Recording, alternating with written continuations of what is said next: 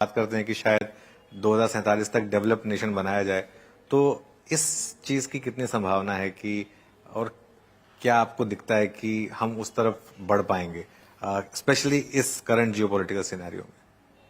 देखिए, सरकार ने फरवरी के अंदर गए फरवरी में या फरवरी में 1 लाख करोड़ फंड का अनाउंसमेंट किया है। 50 साल के लिए 1 लाख करोड़ फंड बना रहेगा, ऐसा एक बहुत बड़ा उनके मन का संकल्प है। और ये है हमारे इनोवेशन के लिए। तो इनोवेशन शब्द पिछले 1 साल के अंदर बहुत पॉपुलर हो चुका है। अगर हम इस इनोवेशन को सिस्टमैटिक ढंग से बढ़ाएंगे तो कई बात तो एक संकल्प से शुरू होती है, एक कल्पना से शुरू होती है। कल्पना से संकल्प बनता है, संकल्प से सुविधाएं बनेगी, स्कीम बनेगी, एटसेट्रा एटसेट्रा। तो वो कितना बढ़ता है उस पर देखने की बात है। दूसरा, हमारे देश के अंदर जो ईज ऑफ डूइंग बिजनेस है, ईज ऑफ डूइंग बिजनेस की रैंक 46 है। हमारी इकोनॉमी की साइज हम पीपीपी पे नंबर 3 गिनते हैं, कुछ सालों में नंबर 3 वाकई भी हो जाएगी। ये दोनों एक साथ नहीं रह सकती, ये विसंगति है। इस विसंगति की पीड़ा कितनी है कितने लोगों को। बिल्कुल। तो हमारे यहाँ देश के अंदर एक बड़ी विचित्र स्थिति है। यही देश है जो अपने पासपोर्ट का रिफॉर्म ऐसे कर लेता है।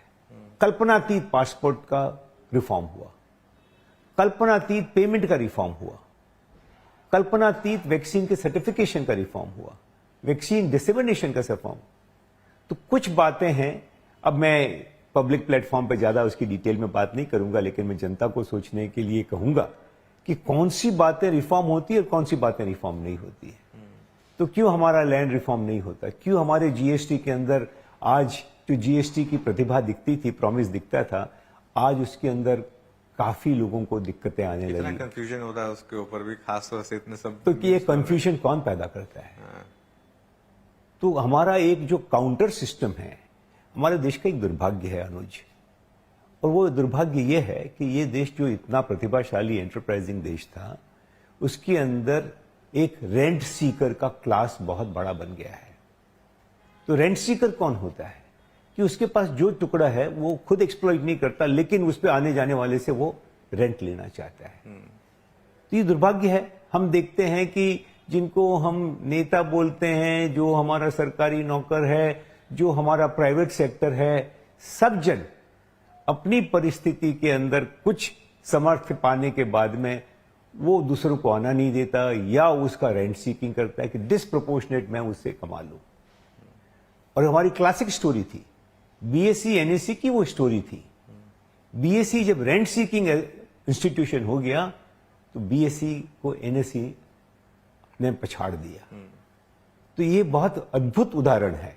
मैं तो बीएससी का भक्त हूं, बीएससी के अंदर था, लेकिन मैंने इस पीड़ादायक घटना को होते देखा कि लोग नहीं समझ पाते कि हम किस तरह रेंट सीकिंग हो गए। रेंट सीकिंग आदमी इनोवेटर नहीं होता, इंक्लूसिव नहीं होता, नए आइडिया से वंचित रह जाता है। तो हमारे देश की ये जो प्रतिभा है, ईज ऑफ डूइंग बिजनेस इसलिए नहीं है क्योंकि जिसके पास जो सत्ता है वो उसको पकड़ के रखना चाहता है, चेंज नहीं होने देता।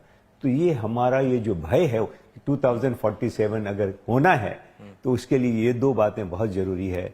एक, इनोवेशन को उसका पूरा एक इकोसिस्टम हमको डेवलप करना पड़ेगा कि हम 5 साल 10 साल 15 साल के लिए जो रिसर्च करनी है, जो चीन ने की 2015 में जागा हुआ जो काम 15 साल में होता है, उन्होंने 5-7 साल के अंदर करके आज क्वांटम कंप्यूटिंग में, एआई में, रोबोटिक्स में, आर्टिफिशियल इंटेलिजेंस में, चिप मेकिंग में, न जाने कितने क्षेत्रों में उन्होंने इतना रात दिन काम करके उस इनोवेशन साइकिल को उन्होंने क्रश किया है।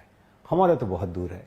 और दूसरी बात है कि ईज ऑफ डूइंग बिजनेस के अंदर हमारे जितने सरकारी डिपार्टमेंट हैं उनका सपना होना चाहिए कि क्या हमारा हर डिपार्टमेंट पासपोर्ट वाला सिस्टम नहीं बन सकता, यूपीआई वाला सिस्टम नहीं बन सकता। अगर वो जागते हैं, उनके मन में अगर देश प्रेम जागता है, और उसके बिना ये नहीं होने वाला। मैं कहता हूं अनुज कि जब तक वो लोग रेंट सीकिंग में रहेंगे, अपना पावर में रहेंगे, हमारे यहाँ 70,000 कंप्लायंसेस, इस बड़ी कंपनियों को इतने कंप्लायंस का सामना करना पड़ता है। हम कहां से बड़ी शक्ति बनेंगे? नहीं बन सकते। बहुत से आपका दर्द झलक रहा है। वैसे खैर अब बीएससी ने कमबैक किया है ऑन साइड नोट, आपने कहा कि आप बीएससी के भक्त नहीं रहे तो हैं। ये तो सिद्धांत की बात है। हाँ। जहां जहां हम इनोवेटिव होते जाएंगे, हाँ। हमने वो रेंट सीकिंग को छोड़ के इनोवेशन का पाथ अपना लिया, तो कोई कहीं भी निकल सकता है। बीएससी कल इनोवेशन से बात केवल उस समय की है, उस कालखंड की है जब हम इनवर्ड लुकिंग रेंट सीकिंग हो गए थे, कि जब हमारा ब्रोकर का एक लिमिटेशन था, हमारा ब्रोकर के कार्ड की वैल्यू 5 करोड़ हो गई थी, हम उससे बड़े प्रसन्न हो गए थे। तो भारत जब तक ये छोटी चीजों से प्रसन्न रहेगा, हम बड़ी चीजें मिस कर जाएंगे।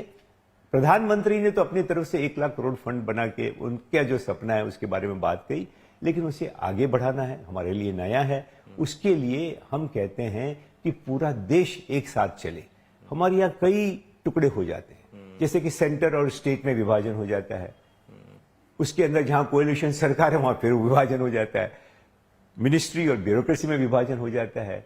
तो कई विभाजन को छोड़ के हम सब कहें कि देखो, एक तरफ चीन जाग रहा है, एक तरफ अमेरिका जाग रहा है, यूरोप भी जागेगा ही। हम सोए हुए नहीं रह सकते। हमने पुराना तरीका को हमें उठा के समंदर में फेंक देना है। हम सब मिलके करेंगे। भारत नंबर 1 देश बनने से उसे कोई नहीं रोक सकेगा। 25-30 साल की बात है, अगर सब जन मिलके काम करेंगे। बिल्कुल। अच्छा वल्लभ जी, अब थोड़ी और बातें